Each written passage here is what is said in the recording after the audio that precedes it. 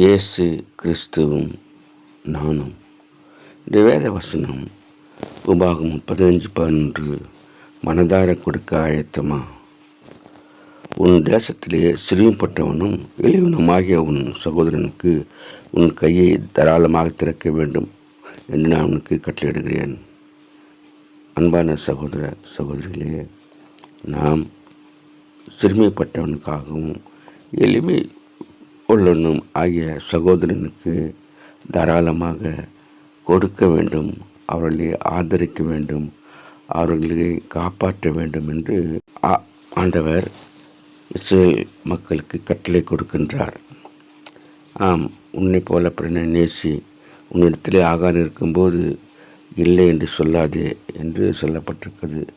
ஏழைக்கு இறங்குகிறவன் கர்த்தருக்கு கடன் கொடுக்கிறான் என்று சொல்லப்பட்டிருக்கிறது. அதனால் நாம் ஏழை எளியவர்களை நினைத்து கொள்ளுங்கள் என்ற வசனத்தின்படி நாம் அவர்களுக்கு உதவி செய்கிறவர்களாக, அவர்களை வழிநடத்துகின்றாக, அவர் தேவையை சந்திக்கிறவர்களாக நாம் இருக்க வேண்டும். Have a blessed day. God bless you.